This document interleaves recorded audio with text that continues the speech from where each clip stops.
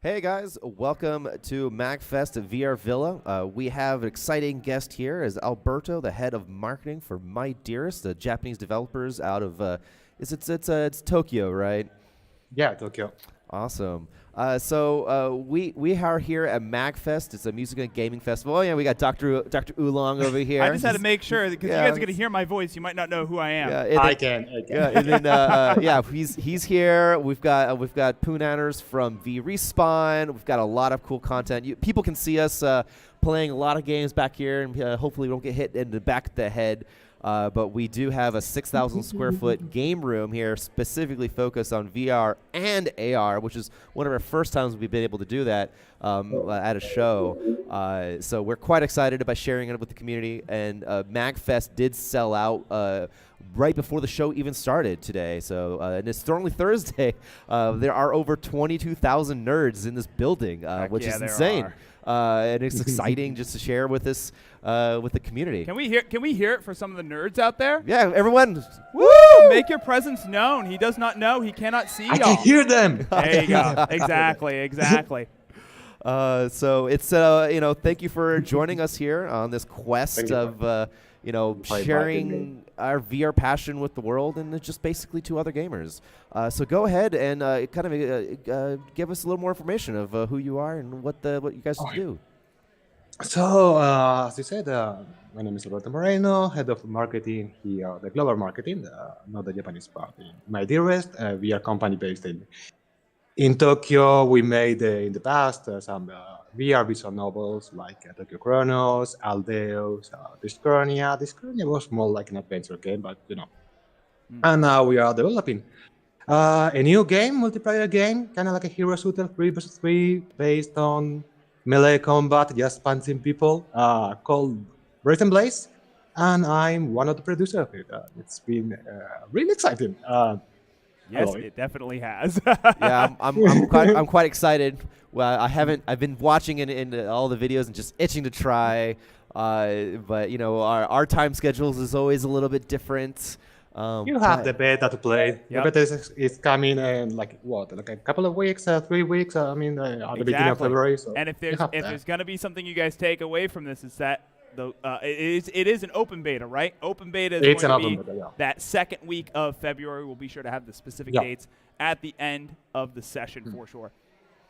Yeah, It's so gonna be for Quest the Steam VR. Yeah. By the way. Quest and Steam VR. Yeah. Yeah, so for VR Zone, when we've done our game rooms around the U.S., the most popular things have been the multiplayer. So your game is going to be a 3 versus 3, and it's a great experience. We have some other games like that, kind of like Hyperdash and things like that too. Those are very popular. We can't even, we can't supply enough multiplayer games to the world here in our little villa.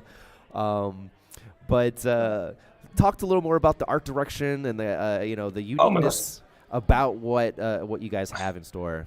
Absolutely. Do you have 3 hours? Because I can talk about that for 3 hours, 4 hours, 5 hours. Art direction.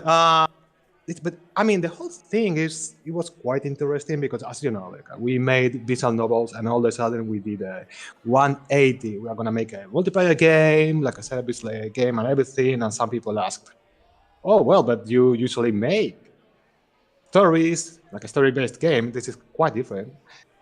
But we are also focusing on the story in this game. So we have several characters with different voice talents, amazing people, fully voiced. Background stories. We had comic book writers working on the background stories. We have for the art style, for the art concept, we have also a comic book artist that made the concept art of the characters. We are working with a lot of people, with a lot of consultants, people who worked on Overwatch, Lego Legends, just helping us with the whole thing. So it's a game that has, I'm not going to say everything, but it's quite different. But if you compare what we have in VR right now, it's not an FPS. You have weapons, but it's based on melee. It's quick, it's fast, you can destroy the map. You have finishing moves. You're not going to hear finishing, but you're going to be able to do some cool stuff when you kill at the end of the match someone. Yeah. It has a little bit of everything. And of course, I haven't personally played it, but yeah, seeing the trailer, it is a brawler shooter, which I don't think I've seen in VR or Pancake Gaming, as far as that's concerned. What made you guys want to go for that sort of, I would say, diverse mechanic set, and why do you think VR was the right platform for it? So at the beginning, there was something clear. We were not going to make an FPS. There are so many good FPS here. There, I mean, play Bridger. Bridger's awesome. Got the table. There are so many good FPS games. So we are not going to make another FPS game in VR from Japan. So we were like, okay, let's think another mechanic. And we tested several ones during the prototype phase. We thought about using telekinesis to attack, but it wasn't fast enough. We wanted something fast. And there was like a small mechanic. There was like a punching people. That was extremely fun and satisfying. And we kept working on that because it was fun. And we were like, hey, look, this is our main mechanic, punching people. Making them fly away is fun. Let's do it. And you mentioned something about being able to destroy the map? Yeah. It's, the map is not completely. It's like a 95%. You can destroy all the buildings. Wow. That's part of the exciting. floor. And the map is going to be changing during the match. It's going to be falling down. So it's going to be quite dynamic. You're fighting in an area and all the time like the battleground is falling. It's falling, and you have to move to another area. Oh, so it's gonna squash you. That's what the map will be able to do. You're gonna fall down and you're gonna die. Man. So you have to move to another area. Like you're hidden and you want to be sneaky, but all the time it's like shit. Yeah, the ground is shaking. Constantly have to reevaluate your tactics. Yeah, that kind of brings me back to when the Destructive Worlds was first coming out, like with Battlefield 3, and that was an amazing experience. So I can't imagine it being in a first-person VR experience. It's like you have as I said, you have a sniper on a building. What can you do? You can shoot them, you can go for them, or you can just throw a grenade to the building or destroy it, or just punch the building to destroy it. That seems endless possibilities. Oh, I'm sorry, possibilities. My dad jokes come out all the time. But no, that's an exciting experience, and I can't wait to try it or even just show it off. Hopefully we do get to show it off here. You want to take a question? I'm sorry, I'm full of questions. No, today. I think there's just so much we want to talk about, and there's so a little bit of time. Yeah. But talking obviously here, one of the great things about these sorts of conventions is being able to play with your friends, but then also have these opportunities to meet people in person who maybe you've only met in VR. And the social aspect is a really big part, especially a big part of a team-based game. So, a lot of games, the default voice chat, but VR just by default adds a lot more to that as far as gestures and your body language and how do you think that Brazen Blaze is enhancing that social aspect of the game just by its nature of being team-based? I mean, the communication is extremely important in the game. Just playing with the tactics. Saying that, I mean, you have voice chat, of course, but if you want to turn it off because you don't feel comfortable with it, you can, and you can use like some commands to pinpoint the enemy and stuff like that. And also, you have the lobby just to play around with your friends and mess around. While you're waiting for a match, you can play tag. I did that yesterday during the dev session. Okay, we have like 30 seconds. Okay, you're it. Yeah. And honestly, some of those real small experience can end up being some of the most fun as well. Again, just because you're socializing and that stress and that pressure of being in the match is sort of taken off of you. So it's great to hear that you guys are sort of thinking forward for that social element, because we've really seen it again at these sorts of in-person events, people trying VR for the first time and being able to jump into a team with two more of their friends is usually a lot better for them than just going it alone. Yeah, that's one of the reasons why I love doing our VR zones is all these really cool cooperative or even team-based shooters or stuff like that we have brought out to the shows. So and then for this show specifically, we finally was able to pull off bringing Hyperdash here to the show. So we've never done a team-based shooter until this show specifically, just because it requires so much planning and so much work to get everyone. And you know, we got to teach them. You know, that game specifically is quite easy for people to get in. It's not too much, but it's so rich and in depth. Like there's so much different tactics that you can use to really get in. So I'm excited to see how your guys' game builds upon that same you know, mechanics of just all these different things that you could do. So I didn't even know that you guys were doing the destructible map. That changes the game a little bit. I'm excited. Quite literally. I want to blow some buildings up. Development-wise, it's crazy. There was a concept we wanted to do. I think it was a director of the game said like, I want to do this, and everybody was like, okay, that's cool, but the FPS, remember that. But it's working and it's stable.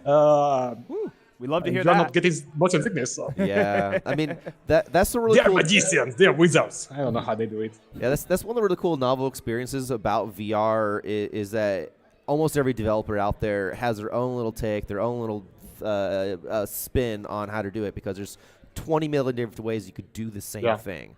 So it really becomes it hyper focuses everyone's art form, you know, programming or art or direction or mechanics or anything like that, and you can make something, you know, somewhat similar to what's right out there, but it might be completely different just because they change one little variable or whatever thing, and it just transforms, you know, a player's expectations or experience.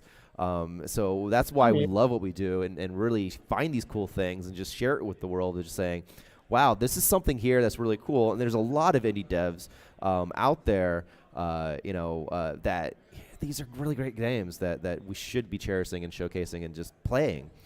So we're quite excited on all the cool opportunities. Do you have any other questions? Oh, I'm gonna steal one of your questions. Okay. Actually. Okay. What's so one of the things I feel like everyone who's really into the VR world has had that aha moment.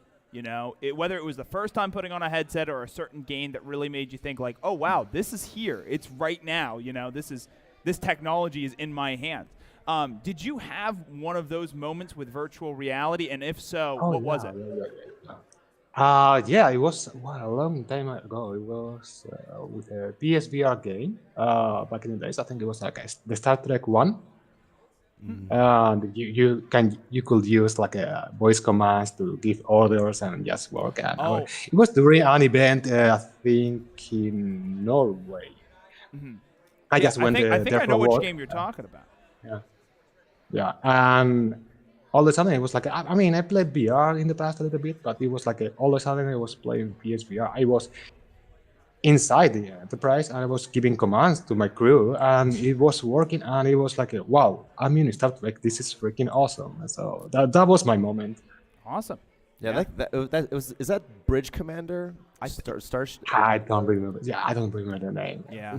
I don't remember the name, but I'm visualizing what it looks like right now, specifically the PSVR. And yeah, a lot of people, you know, it's crazy to think how far that's come with just the, you know, motion controllers, and now we have all sorts of fun stuff on the PSVR too, especially. So yeah, it's the moment you feel for the first time you are in a different place. Yeah, like a different world. The you are not playing. level. You are in a different world. You are not sitting there in front of a monitor playing a game. You are in the game in a different, completely reality. That's the moment. Nice, very nice. All right, well, sounds good. I think we got about 5 minutes left, and of course we're going to go ahead and show the trailer. Jeff, any last-minute questions? What's your favorite food? Well, I'm pretty basic on that. I love pizza. Okay. I could eat That's pizza a solid answer. whenever, all I want. Pizza is great. Pizza is great. I mean, pizza is great. And it cuts of all the vegetables and I mean, you can put fruit on it, Hawaiian style. Oh, right? I don't know about that. I don't know. It's a salad. With a salad. Yes. It's salad with bread, of course. Exactly. I mean, it's perfect food. All right, great. Well, here we've been talking so much about Brazen Blaze. Let's go ahead and check out that trailer, and then we'll be right back for our closing remarks.